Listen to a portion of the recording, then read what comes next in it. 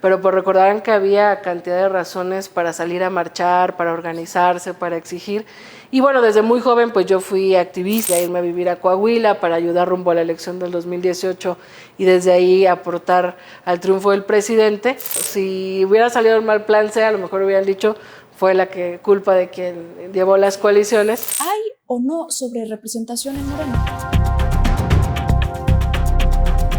Eje Político, un programa de debate y opinión sobre la vida política de nuestro país, pero sobre todo un espacio que nos permitirá conocer a detalle la vida de quienes nos representan y toman las decisiones más importantes para nuestro país. Y es un gusto presentar a nuestra primera invitada, quien es Citlali Hernández Mora, además una de las legisladoras más jóvenes de aquí de la Cámara Alta. Muchas gracias por el espacio. No, al contrario, Karen, Alejandra, un gusto. Bienvenidas aquí a esta Casa del Pueblo.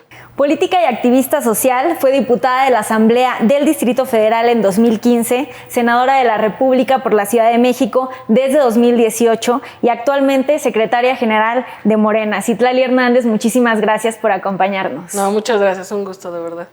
Sangre roja y corazón de izquierda. ¿Qué significa para ti esa frase con la que te identificas en tus distintas redes sociales? Pues mira, para mí es una definición de mi postura política e ideológica, es decir, difiero de quienes de repente dicen que se acabaron las ideologías, que no importa si eres de derecha o izquierda, pero la realidad es que sí importa la manera en la que tú construyes una serie de ideas, interpretas la realidad e incides sobre ella, ¿no? Entonces, para mí es un orgullo ser de izquierda, yo tengo una visión y mi actuar político es desde ese lado, ¿no? Desde el corazón rojo a la izquierda, en el sentido de que luchamos por la justicia social, por la igualdad, por derechos para todas las personas, por una participación del Estado.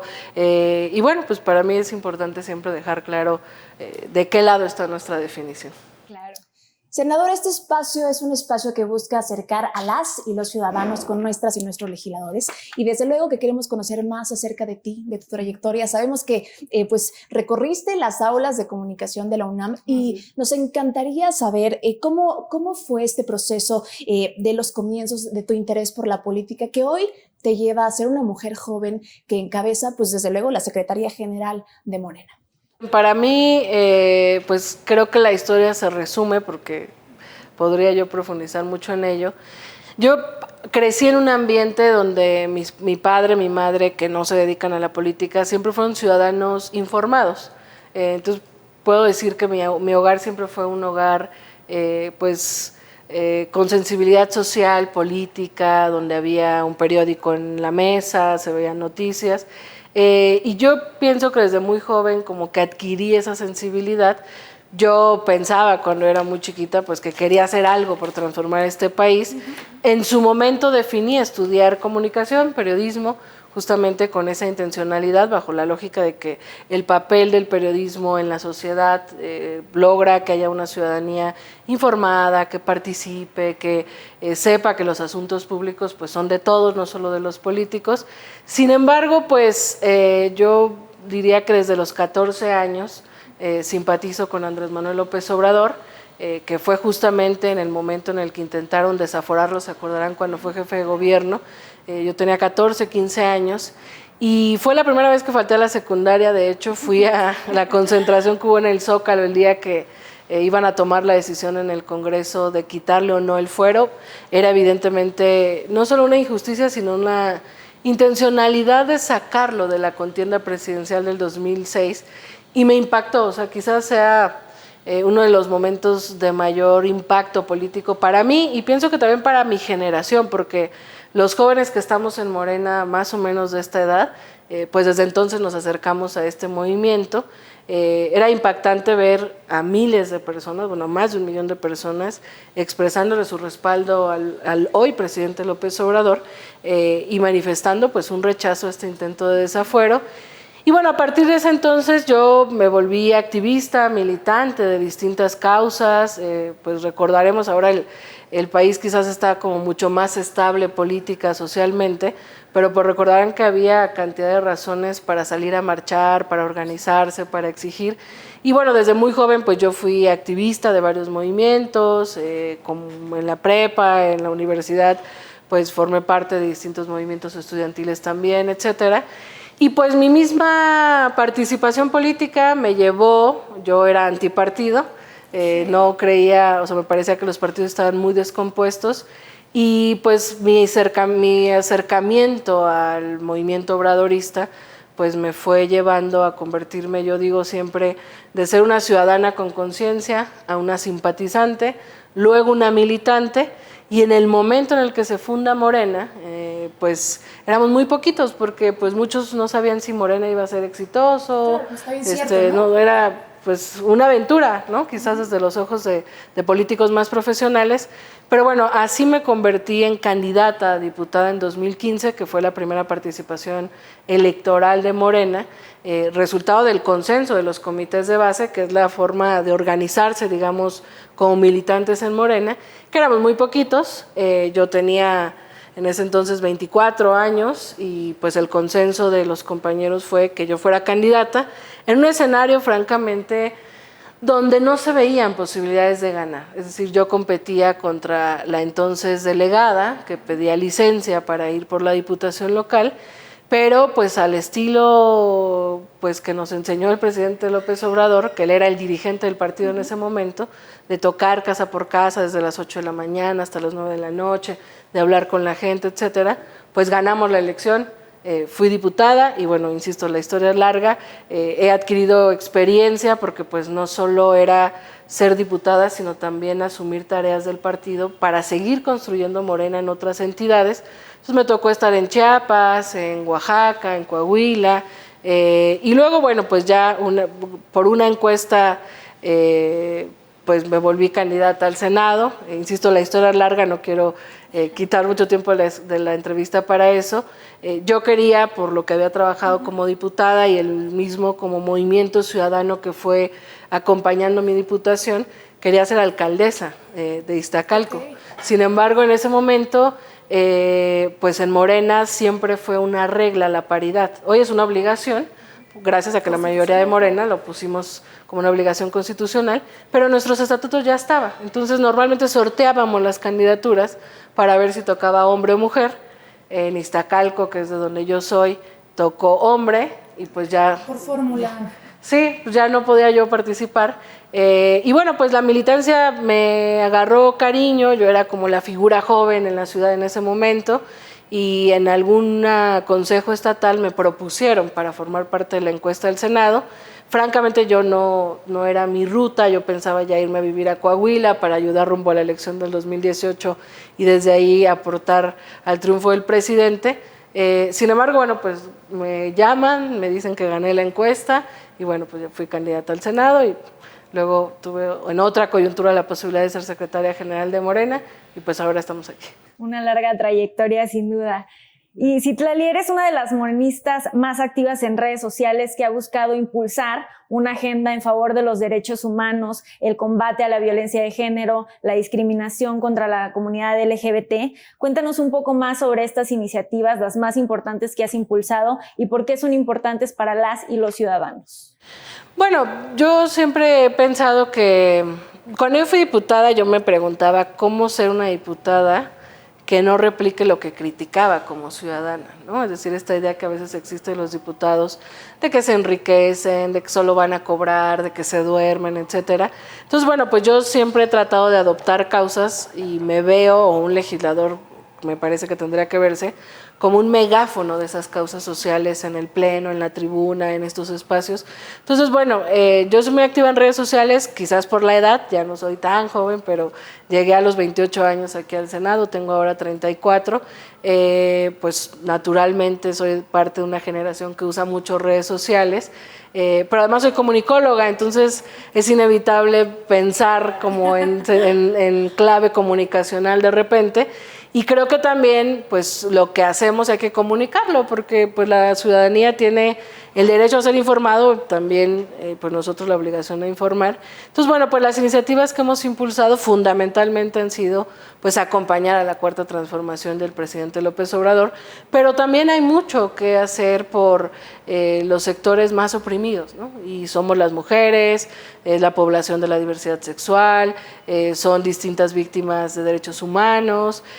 Por supuesto, esas posturas a veces son controvertidas, por ejemplo, el tema que prohibimos aquí en el Senado, las mal llamadas terapias de conversión, que buscaban supuestamente corregir la orientación sexual o la identidad de género de una persona, lo cual es una falacia médica, o sea, no es algo que se cure, no es una enfermedad, pues generó controversia. Por supuesto hubo sectores conservadores que incluso trataron de tergiversar la iniciativa, pero bueno, pues yo creo que pues una joven senadora que quiere aportar a un proyecto de transformación, pues creo que toca asumir esas agendas que, hay que decirlo, algunos políticos quizás más profesionales le miden, ¿no?, para no pelearse con algunos sectores religiosos, para no generar controversia, pero a mí me parece que a mí me tocaba impulsar eso y por supuesto pues muchos otros pendientes que hay. Muy relevante, sin duda. Y coméntanos, Citlali, ¿cuáles son las iniciativas que quedan pendientes para la próxima legislatura que está por comenzar el 1 de septiembre?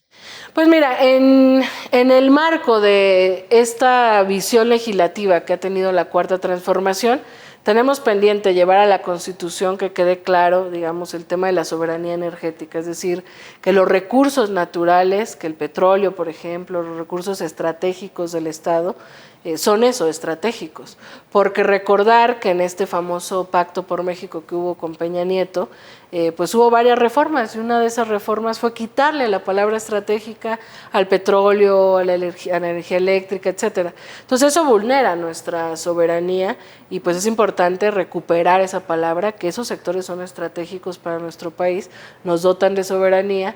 Está pues por supuesto la reforma al Poder Judicial que se está discutiendo, que yo creo que es un gran pendiente, no solo legislativo, o sea, cuántas veces no hemos dicho nosotros, que la justicia en este país no existe, ¿no? Porque vamos a un ministerio público y de repente ni te atienden, porque vemos a jueces corruptos, porque vemos que liberan criminales. Entonces hay mucho por hacer en materia de justicia. Hay, por supuesto, reformas sociales. La doctora Claudia Sheinbaum, que es nuestra presidenta electa, pues ha planteado llevar a la Constitución estos 2 programas sociales que ella va a aportar, además de los que ya hay, que es que las mujeres, que somos las más, pues que vivimos más violencia cotidiana, reciban la pensión de adultos mayores, ya no desde los 65, sino desde los 60 años, y replicar este programa social que aquí en la Ciudad de México fue muy exitoso, que todas y todos los niños de kinder, primaria y secundaria reciban una beca para que no dejen de estudiar. Entonces, ¿qué significa esto? Que estos programas sociales, convirtiéndolos en un derecho constitucional, obliga al Estado, no importa quién gobierne, a cada año dotar de presupuesto para que esos programas le lleguen, en este caso, a todas las mujeres adultas mayores y a todas las niñas y los niños, ¿no? Y bueno, hay otras reformas en términos de derechos para los pueblos originarios, para las personas afrodescendientes, reformas para las mujeres, y yo creo que va a ser un momento también de avanzar en algunas otras reformas para algunos sectores, ¿no? Para el campo, etcétera. Pero bueno, por ahora son como las principales reformas que se están planteando y bueno, el presidente planteó un paquete de 20 reformas que seguramente en la próxima legislatura se estarán discutiendo, ¿no? Claro, pues muy relevante, sin duda. Vamos a ver cómo transitan en la siguiente legislatura que está por comenzar. Y bueno, Citlali, siendo una de las políticas más jóvenes, activista, que ha logrado llegar a la esfera más alta de la política mexicana, ¿qué le dirías y qué le recomiendas a las juventudes que también aspiran a ocupar algún espacio en la política de nuestro país y también en la toma de decisiones?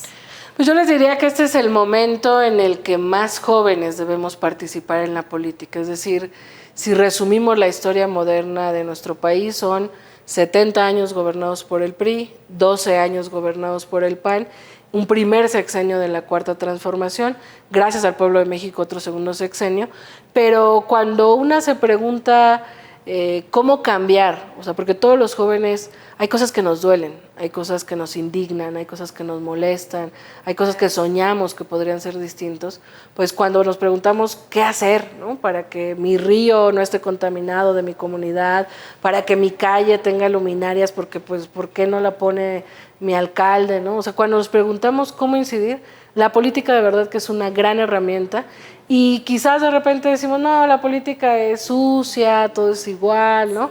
Yo le diría a los jóvenes que este es un gran momento que necesitamos una gran participación de jóvenes, porque necesitamos un gran relevo generacional que se atreva a pensar la política de manera distinta y que se atreva a hacer el cambio que quiere ver, ¿no?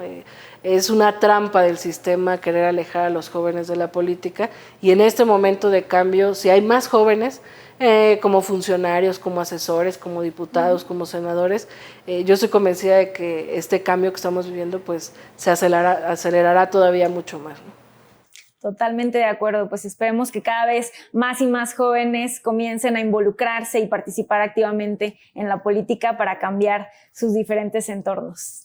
Y además de eso se trata precisamente este programa Eje Político, porque deseamos a una sociedad informada, una sociedad que se involucra además con la vida política de nuestro país. Y precisamente, senadora, de eso se trata este programa, de dar voz y espacio a todos los temas relevantes en la vida política de nuestro país. Ya hablábamos de la importancia de la juventud en involucrarse, por supuesto, en la vida política de nuestro país y de las decisiones que todos los días se toman desde ambas cámaras del Congreso Federal, pero también en los tres órdenes de gobierno de nuestro país. Senadora, las pasadas elecciones sin duda fueron unas de las más grandes de la historia de nuestro país, donde se renovaron más de 20,000 cargos de elección popular y donde más de 60 millones de mexicanas y mexicanos salieron a las urnas. Más de 35 millones de mexicanas y mexicanos eligieron a quien hoy será nuestra primera presidenta de México, Claudia Sheinbaum Pardo. Y además hay que decirlo, guste o no a la oposición, fue unas elecciones además con una vasta y grande diferencia. Hay que decir que Morena además pasó de 7 alcaldías a 11. Además, pues Morena ganó 7 de las 9 gubernaturas. Creo que hay que mencionar que hubo definitivamente un gran trabajo desde las diversas secretarías que conforman el CEN de Morena, y además un trabajo, yo diría, desde mi análisis periodístico, muy importante de la parte administrativa y también de la parte de finanzas, porque me queda claro que debe ser un reto enorme poder tener la administración financiera fiscal y dar la legalidad ante el INE de todo este proceso. ¿Cuál fue el reto desde, pues por supuesto, la Secretaría para poder coordinar estos trabajos? Mira, yo pienso que a veces justo no se dimensiona lo que implica el éxito detrás, el éxito electoral en un partido, ¿no? Pues tenemos un presidente del partido que pues llegó, digamos, en un momento difícil, que en una coyuntura donde el partido perdió su dirigente, que era López Obrador, y se fue al gobierno, y que empezó a darle orden, ¿no? Yo formo parte de esa dirigencia que junto con Mario y tu servidora pues llegamos a darle orden, pero no solo es Mario, no solo soy yo, son la Secretaría de Organización, porque eso implica organizar estructuras, la defensa del voto, etcétera, la Secretaría de Finanzas, que sin duda pues sostiene, digamos, no es como tener dinero y gastárnoslo así porque sí, o sea, es cumplir con la legalidad, con las leyes, con la fiscalización del Instituto Nacional Electoral, etcétera. Entonces, es todo un reto, porque no solo es ganar, sino que se ratifique nuestro triunfo en todo esto que llamamos el proceso postelectoral, ¿no? Después de que salimos a votar los ciudadanos a las urnas y se da el resultado vía televisiva por parte de en este caso, la presidenta del INE, pues todavía falta que los tribunales electorales, que las distintas autoridades electorales, pues revisen impugnaciones, etcétera, si cumplimos con nuestros topes de campaña, ¿no? Entonces, lograr un triunfo implica que todas las áreas encargadas, todos los implicados, hayamos hecho bien nuestro trabajo, ¿no? Por ejemplo, en mi caso, yo lo tengo que presumir no por mí, sino por mi equipo, me tocó coordinar las coaliciones, que en parte era fundamental para lograr el plan C. Entonces, como yo digo, si hubiera salido el mal plan C, a lo mejor hubieran dicho fue la culpa de quien llevó las coaliciones, pero la verdad es que creo que logramos, yo estoy muy orgullosa de ello junto con mi equipo, el Partido del Trabajo y el Partido Verde, una gran coalición que nos permitió hoy pues llegar a una meta que era tener el mayor número de diputados y senadores posibles. Entonces, bueno, muy importante la pregunta por eso, porque a veces no se dimensiona todo el trabajo que hay detrás, y son miles de personas que pues dedican no un horario laboral, ¿no? Dedican día, noche y madrugada para que todo salga bien. Y para dar un eje político a esta entrevista, vamos con un tema que además sigue causando un poco de ruido y de movimiento, y desde luego estamos hablando de la figura de mayoría calificada, que ustedes sabrán permite, por supuesto, modificaciones constitucionales, y que además, pues, nos lleva a esta plática de preguntar, senadora, si hay o no sobrerepresentación en Morena. Mira, justo como yo estuve al frente de la construcción de la coalición, te puedo decir que no hay sobrerepresentación. Nosotros siempre fuimos muy claros en campaña, queríamos el plan C. ¿Qué era el plan C? Ganar una mayoría calificada que nos permitiera hacer modificaciones constitucionales, no cualquier modificación constitucional, parte de las que ya dijimos, que me parece que cualquier mexicano puede aceptar que son nobles. Pero ¿qué dice la Constitución? La Constitución tiene dos reglas para no sobrerepresentarte. Uno, que derivado de tu votación no puedes tener, me regreso un poquito, hay 500 diputados que integran la Cámara, 300 son electos en las urnas y 200 son los que conocemos como plurinominales, ¿no? Pues los 300, quien gana, de los 300, pues quien gana, gana y quien pierde, pierde. De los 200 se asignan con base en la votación que tiene cada partido. Entonces, la Constitución dice, nadie puede tener una asignación de plurinominales más del 8% de lo que tuvo en su votación. Y la otra limitante para la sobrerepresentación es que ningún partido puede tener en la suma de mayoría y plurinominales 300 diputados. Esas son las dos reglas con las que nosotros planteamos una coalición y era nuestro límite. ¿Qué hicimos? Pues justamente generar una coalición para que ni el PT, ni el Verde, ni Morena tuviera una sobrerepresentación con base en estas reglas de la Constitución. Entonces, es muy importante decir que la Constitución dice ningún partido, no ninguna coalición, porque cuando suman los diputados de Morena, los diputados del PT y los diputados del Verde, es cuando logramos la mayoría calificada, pero ningún partido está sobrerepresentado. Ningún partido violó las leyes de la Constitución. Entonces, ¿qué dice la oposición? Es que ojalá el tribunal interprete en vez de partido coalición. Pues ¿por qué se va a inventar algo que no está en la Constitución? Porque aquí creo que el debate público, por supuesto, o lo que apela a la oposición es que entonces se sumaría este 8% por 3, dando este 24%, porque como ya lo comentas, yo creo que aquí el punto de análisis y de quiebre es que, como ya lo mencionas, de pronto pareciera que se interpretaría como esta suma de los 8%, pero no para una coalición. Porque sí, no, porque, o sea, tenemos nosotros el derecho a ir juntos y cada quien va a llegar con sus propios diputados. ¿Qué va a pasar en la práctica? Pues cuando lleguemos a la Cámara de Diputados y se ponga algo a votación, los de Morena votarán a favor, los del PT y los del Verde. Así juntos los votos vamos a lograr esa mayoría calificada. ¿Cómo se puede lograr esa mayoría calificada si Morena tuviera cierto número de diputados y el PRI nos ayudara o votara también, o el PAN, etcétera? Pero nosotros no queríamos depender de los votos o de la voluntad de otros partidos. Hicimos una coalición también en el marco de las reglas electorales e insisto, la Constitución dice ningún partido tendrá más del 8%, no ninguna coalición. Por eso es que ellos dicen, no, pues 8 por 3 son 24%, están súper sobrerepresentados. Nosotros confiamos en que el Tribunal Electoral pues no va a caer en este juego narrativo de la oposición y que pues hará un uso literal de la Constitución como debe de ser, no una interpretación con base en un deseo de quienes además perdieron en las urnas y ahora quieren robarnos nuestra mayoría vía tribunales, ¿no? Y bueno, además de este análisis parlamentario, preguntaría, pues los números son claros y favorecen, por supuesto, a la mayoría calificada para Morena. ¿Habrá consensos? ¿Podrán recibir contrapropuestas? Porque hablábamos hace un momento también de este paquete de 20 iniciativas, más las que por supuesto sume la presidenta electa Claudia Sheinbaum, que serán algunas que desde luego irá desarrollando en el transcurso de, pues por supuesto, su trabajo como pues, representante, ¿no?, del Ejecutivo. Y hay otro tema que no me van a dejar mentir quienes nos escuchan, por supuesto, también en las diversas plataformas, y es precisamente una de las reformas del paquete del Ejecutivo, y es la reforma al Poder Judicial. Quisiéramos conocer, secretaria, ¿Cuáles serían esos 3 ejes que la gente, que los jóvenes que nos escuchan ahora mismo en redes sociales pueden conocer? Porque de pronto pareciera que, pues no se entiende muy bien, ¿no?, de qué va y de qué trata. Entonces, a lo mejor si tú nos pudieras conversar brevemente, ¿cuáles son estos 3 ejes? Sí, mira, sobre si va a haber consenso, nosotros siempre hemos tenido la voluntad de dialogar. O sea, esto es un parlamento y se trata de hablar, de construir acuerdos por el bien común, que es pues la transformación de México. Nosotros no queremos hacer lo que nos hacían cuando éramos minoría, porque pues recordar, o sea, antes se repartían puestos, lana, etcétera, para aprobar cosas. Nosotros no vamos a repartir nada. Planteamos propuestas, podemos recibir opiniones y sobre eso construir. Pero bueno, ¿qué implica la reforma al Poder Judicial?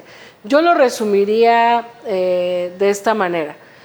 Primero, explicarle a la gente cómo se elige actualmente, por ejemplo, un ministro de la Corte o un magistrado en el Tribunal Electoral o en cualquier otro espacio del Poder Judicial. Aquí en el Senado una de las facultades justamente es nombrar a varios de esos magistrados. Se emite una convocatoria, se inscriben abogados, obviamente que cumplan con todos los requisitos de elegibilidad.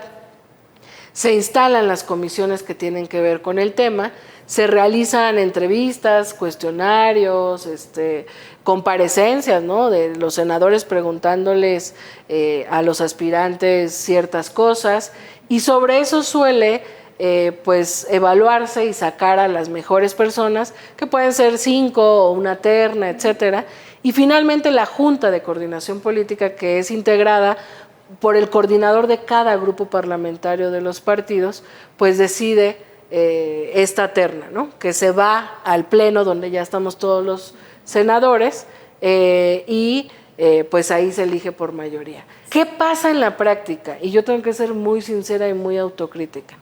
En la práctica, yo lo digo con autocrítica porque lo he visto en este Senado o en esta vida legislativa que he tenido. En la práctica se hacen estas entrevistas, ubicas a los mejores, etcétera, pero al final, en la Junta de Coordinación Política, los coordinadores de los grupos parlamentarios terminan haciendo una especie de cuotas y cuates. Es decir, no necesariamente la terna final que ellos le proponen a todos los senadores es la de los mejores. Es la de un magistrado afín, tú gobiernas Chihuahua, pues tú llévate esta que es afín a ti, tú gobiernas X estado, llévate este que es afín a ti, y entonces así logramos el consenso para que todos votemos. Eso me parece que no le da autonomía a los jueces o a los magistrados, porque entonces cuando llega a presionar quien lo puso, pues entonces va a tener mucha incidencia en la toma de decisiones. Entonces, ¿qué queremos nosotros? Que en vez de que lo elija una cúpula legislativa, en una lógica de cuotas y cuates, pues que el Poder Judicial, el Poder Legislativo y el Poder Ejecutivo propongan a los mejores o propongan a quienes ellos consideran que pueden ocupar este cargo, y que la ciudadanía, sobre esos que proponen los 3 poderes, elija. ¿Y esto qué nos va a obligar como ciudadanos? Primero, a entender cómo funciona el Poder Judicial, a saber quiénes son, a tratar de investigar un poco sus trayectorias, etcétera, y pues a elegir a una cantidad de personas. Ahorita que hablábamos de los jóvenes, pues a jóvenes, a lo mejor, hay abogados que a lo mejor tienen 40 años y que dicen, pues a lo mejor yo nunca voy a ser juez porque no soy corrupto, ¿no? O que siempre he estado yo talacheando, pero pues no tengo un contacto para que me hagan magistrado. A lo mejor esta posibilidad de elegirlo por la gente, pues permite que haya un refresh de quienes integran el Poder Judicial.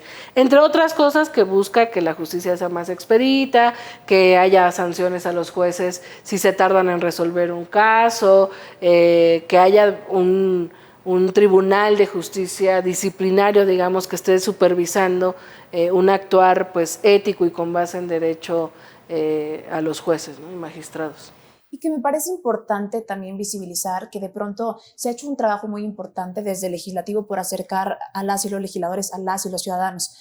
De pronto es más complicado que la ciudadanía pueda conocer a una ministra o un ministro. Me parece muy relevante y un área de oportunidad sin duda, además de pues, legalizar lo que pues también podrían ser de pronto visiblemente áreas de oportunidad para la reforma al Poder Judicial. Yo creo que a lo que la ciudadanía y en mi análisis preocupa de pronto sobre esta reforma particular, y como estamos en eje central, yo creo que precisamente el eje central y político de este tema es precisamente el voto popular. Entonces, aquí la pregunta es, ¿el voto popular pondría en riesgo o consideras que no pondría en riesgo, desde luego, la elección? Porque de pronto pareciera que elegir por voto popular a un ministro no necesariamente sería la mejor respuesta, toda vez que no se necesita ser popular y sí se necesita un perfil pues académico que te permita dar legalidad y pues todo el seguimiento y protocolo. La pregunta es, ¿habrá ciertos candados que permitan hacer esta primera selección para después entonces pasar a este voto popular? Mira, es que yo creo que estamos pensando una elección como las hemos conocido, con campaña, una elección de candidatos, de partidos, no. O sea, yo creo que la clave no está en quién elige. Por eso yo explico que quienes actualmente eligen es una cúpula de coordinadores de los grupos parlamentarios que se ponen de acuerdo en una lógica, y hay que decirlo, no de quién es el mejor perfil, sino en una lógica de cómo todos nos ponemos de acuerdo y nos conviene. Entonces la clave no está en quién los elige, el problema no es que los vaya a elegir el pueblo, creo que la clave está en, por ejemplo, un magistrado. La idea es que el Poder Ejecutivo, es decir, la próxima presidenta, Claudia Sheinbaum, mande a 10 perfiles. 10 perfiles que tienen que cumplir los criterios de elegibilidad, que eso no se va a cambiar. Abogados con cierta experiencia, Luego, 10 perfiles que va a mandar el Poder Judicial. Pues seguramente el Poder Judicial va a mandar entre ellos, porque se han convertido también en un coto de poder, pero se mandarán entre ellos que se conocen. Y el Poder Legislativo va a mandar otros 10. 5 la Cámara de Diputados y 5 la Cámara de Senadores. Yo pondría el ojo más bien, pues la presidenta mandará sus 10, el Poder Judicial mandará sus 10, pero yo pondría el foco en cómo la Cámara de Diputados y cómo el Senado va a elegir a esos 5 y a esos 5. Es decir, que este proceso que les decía, de convocatoria, de entrevistas, etcétera, sí saque a los 5 mejores. Y que entonces lo que le ofertemos a la ciudadanía sean 30 perfiles derivados originarios de la propuesta de los 3 poderes, y que sean 30 perfiles que por supuesto cumplen con pues los criterios de elegibilidad, y que sobre esos 30 la ciudadanía se informe quiénes son. No va a haber una campaña electoral como las conocemos, sería en los tiempos de radio y televisión, alguien que diga, hola, yo soy fulanito de tal, soy abogado por la UNAM, llevo 20 años litigando y defendiendo en derechos humanos, etcétera, ¿no? Entonces va a ser usando los tiempos de radio y televisión que se le asigne a cada quien, que se presenten frente a la ciudadanía, y también vía foros ciudadanos. No los vamos a ver con chalecos en la calle, con volantes, no. Más bien va a haber ciertos canales de información donde la ciudadanía diga, bueno, a ver quiénes son estos 30, y sobre esos 30 que vienen de los 3 poderes, cuando yo escucho que la oposición dice, es que van a ser narcotraficantes o jueces de no sé quién, pues yo espero que el Poder Legislativo y que el Poder Judicial pues no manden malos perfiles, ¿no? Y confío plenamente en que Claudia, que es una mujer seria, disciplinada, pues no va a mandar 10 malos perfiles. Entonces yo por eso digo, la clave está en los perfiles que van a mandar, que emanan de los 3 poderes, y que la ciudadanía va a elegir, en teoría, entre los mejores o entre quienes por lo menos cubrieron los criterios de elegibilidad. Yo creo que yo prefiero confiar en miles de personas que salgan a votar que en 5 o 6 compañeros legisladores que se reparten entre quién le conviene más tener un magistrado o un juez, la verdad, ¿no? Y ahora que hablábamos de que no será una campaña, pues sabemos que las campañas políticas está prohibido los recursos públicos y privados. En este caso, ha sido también, ¿no?, un tema pues de debate público, desde luego un tema que la oposición ha tocado muchísimo, porque la oposición dice, a ver, si en las campañas no se permite recurso público o privado, ¿quién va a financiar los tiempos de radio y televisión? Y eso comentan, habría una puerta o oportunidad a que de pronto pues alguien más financiara con algún interés personal pues este tipo de espacios. Es que justamente por eso no va a haber campaña, porque si tú te preocupas por tus volantes, por tus lonas, pues vas a tener que recurrir a que alguien te ayude a imprimirlos, a hacerlo, ¿no? Entonces ahí es donde hay un conflicto de interés. Por eso es muy pensado en que no haya una campaña como las conocemos. Es que los tiempos de radio y televisión otorgados por el Estado, cuando estás viendo la novela y te aparece un comercial de un candidato, esos son los tiempos de radio y televisión. Entonces que los tiempos de radio y televisión, que es un costo del Estado, se le dedique, si hay 30, pues que se den 30 segundos para cada persona durante todo el día. Entonces la ciudadanía en radio, en televisión, seguramente en las redes sociales de cada aspirante, pues podrá ver quién es. Y eso obliga a que no se tenga que buscar un financiamiento que pudiera poner pues en riesgo la autonomía de cada uno de los aspirantes, ¿no? Pues yo creo que aquí estamos disipando pues muchas dudas que de pronto surgen y qué importante es pues estos espacios para precisamente fomentar el debate público de estos temas. Vamos un poco ya rumbo al cierre de esta entrevista, agradecemos que nos sigan acompañando y queremos también preguntarte, se habla pues bueno del segundo piso de la transformación. Yo quiero preguntarte, senadora, sobre el segundo piso para Citlali. ¿Qué se espera? Te veremos pues aquí en la Cámara Alta en el 2030. De pronto te podrías añadir al gabinete ampliado. ¿Dónde te veremos próximamente? Pues yo les diría que esperemos. Yo por ahora pues soy senadora, volveré a ser senadora, tomaré protesta como senadora y bueno, pues estoy valorando algunas invitaciones que he tenido en la ciudad, en el país, por parte de la doctora. Y yo creo que es cuestión de días o semanas que ya... ¿Algo que nos quieras adelantar en exclusiva? Lo único que les podría decir es que yo me considero una militante, o sea, no una política profesional que construye su trayectoria mientras más arriba esté, etcétera. No, yo me considero una militante de un proyecto en el que creo y que siempre estaré donde se me convoque, donde pueda ayudar, donde construya. No soy ingenua, sí humilde, en que sé que pues lo que he construido en estos años y mi juventud pues me dota de un liderazgo, de una fuerza, de una presencia pues que me permite seguir incidiendo en otras responsabilidades mayores, ¿no? Sin embargo, bueno, pues yo tengo esa tranquilidad y esa certeza que quizás los políticos profesionales de repente pudieran no tener, porque es quiero seguir en lo que sigue y más arriba y más arriba. Yo lo he dicho y no es retórica, si mañana me toca regresar a mi comité de base del Agrícola Oriental, yo no tengo ningún tema, porque si es ahí donde ayudo y donde ya solamente porto ahí, pues ahí estaré. Pero bueno, sé que esta ocasión no será así.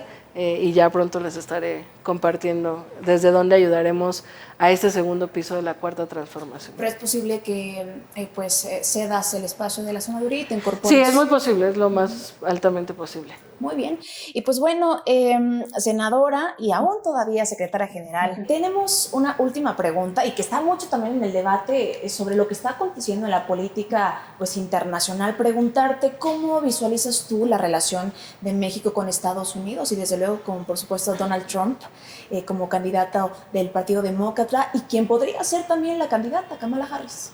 Mira, yo pienso que hemos recuperado en este sexenio, seguramente ustedes lo comparten, una relación distinta. Es decir, la llegada del presidente López Obrador con muchísima legitimidad permite construir una relación de iguales con, pues en su momento con Trump, ahora con Biden, porque eso no lo tenía, por ejemplo, Calderón, que era cuestionado de un fraude electoral, que era poco respetado.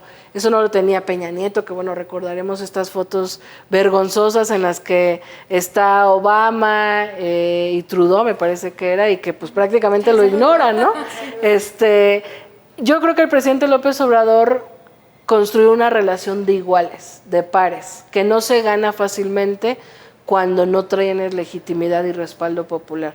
El que él llegara con 30 millones de votos, que su popularidad sea alta, ha permitido construir una relación de mayor respeto Es nuestro principal socio comercial Estados Unidos, por supuesto que es importante esa relación, pero una relación, como él ha dicho, no de subordinación, no de invasión, de meterse más donde no le corresponde, sino de iguales. Me parece que Claudia Sheinbaum, pues además es una persona con mucho carácter, muy seria, muy formada, pero además llega todavía doble más legitimada que el presidente.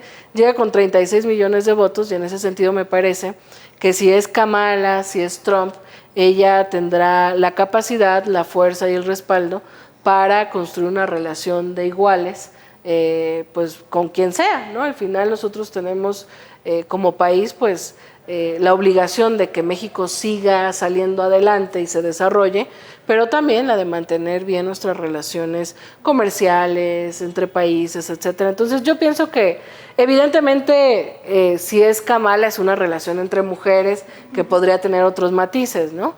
Si es Trump, por su personalidad, pues también es una relación, sería una relación distinta, pero me parece que la esencia será una relación de respeto, una relación de iguales y un poco como en continuidad con este respeto que sin duda el presidente López Obrador se ganó tanto con Trump como con Biden. Un último mensaje que nos quieras compartir a toda la audiencia.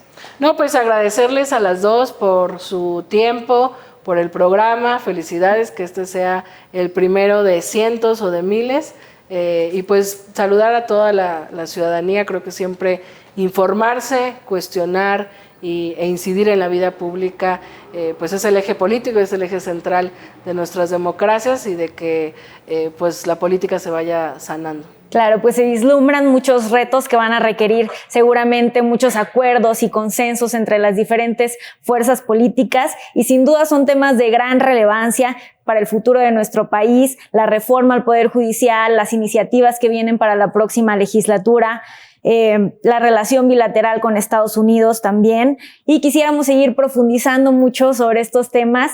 Yo creo que va a ser para una próxima entrevista para seguir conociendo el trabajo de la senadora Citlali. Les agradecemos muchísimo. Gracias, Karen Torres, por acompañarnos en esta entrevista y los invitamos a seguirnos en las diferentes plataformas de redes sociales. Estamos como Eje Central en Instagram y @Eje Central en Twitter. Si les gustó este video, compártanlo, denle like y nos vemos hasta la próxima. Muchísimas gracias.